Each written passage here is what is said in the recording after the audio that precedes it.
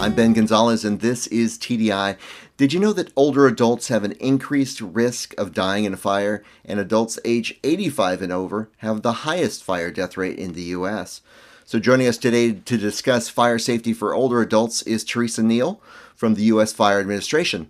Hello, Teresa. Hi, how are you? Doing well.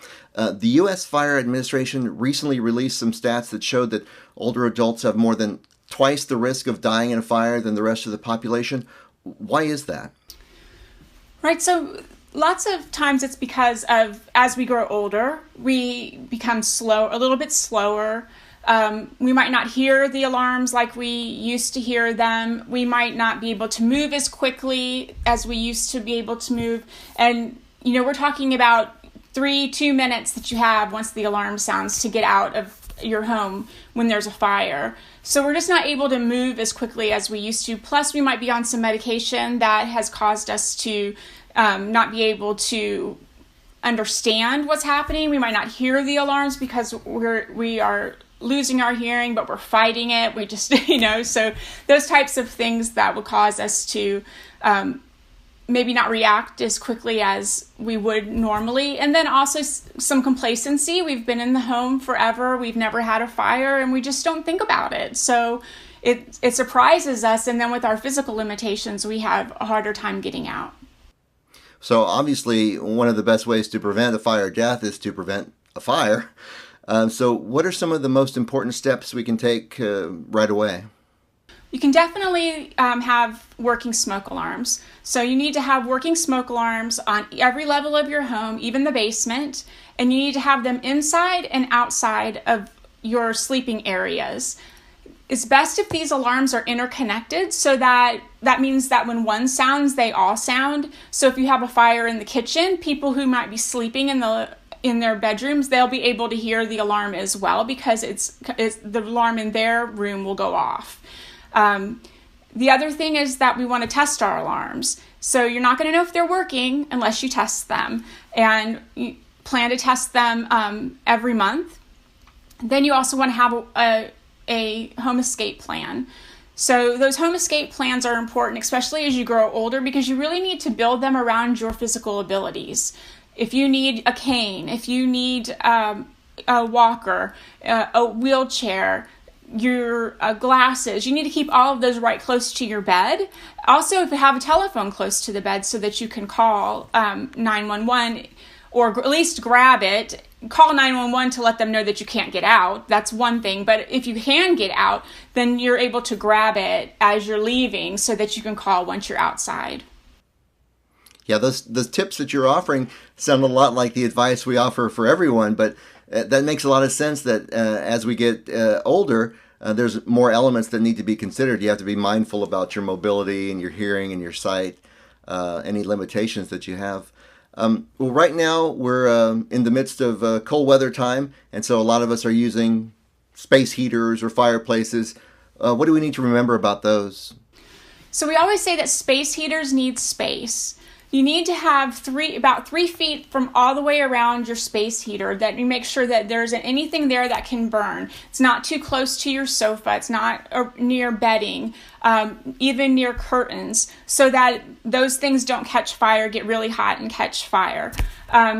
You might be using your stove, like a potbelly stove, or you may be using a fireplace. You need to make sure that there is not only that, like on the stove, that it's closed, or the fireplace that it has either the mesh screen or the glass barrier that goes in front of the fireplace, so that none of the sparks will, come out. And if you're cleaning either one of those, I think you need to remember that you put those ashes into a metal pan and take that metal pan at least 10 feet away from your home. Many times people think that they can just take the ashes out and put them into a bag and put the bag outside, but you might think that they're cool, but there's some embers in there that sitting over time in that combustible space can cause a fire. Perfect. And then I'm sure you've got some advice for any of our viewers who are smoking, correct? So the best place to smoke is outside, but because it's cold outside, we understand that many people don't want to go outside. when it's cold. So you want to smoke. When you smoke, you want to be able to know that you're awake, that you aren't on alcohol or any type of medication that will make you drowsy. Don't lay on the couch and have a cigarette, or lay in your bed. Have a sturdy ashtray, a real ashtray, not a cup or anything like that. An ashtray, you can wet the butts once you put them out to make sure that they are completely out. And you want to make sure that you never smoke on medical oxygen. If someone in your home is using medical oxygen, don't smoke in the home. You have to bear up and smoke outside, because that oxygen is oxygenating the clothing. Wherever they're using it, there's getting extra oxygen, and oxygen is one of those things that feeds the fire.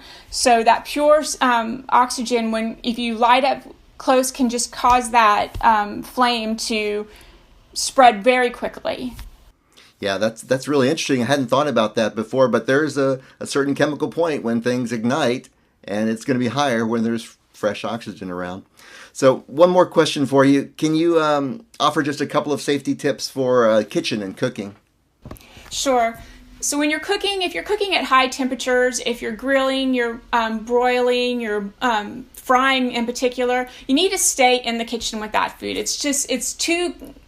fire can happen too quickly. Those overheated oils can start a flame very quickly.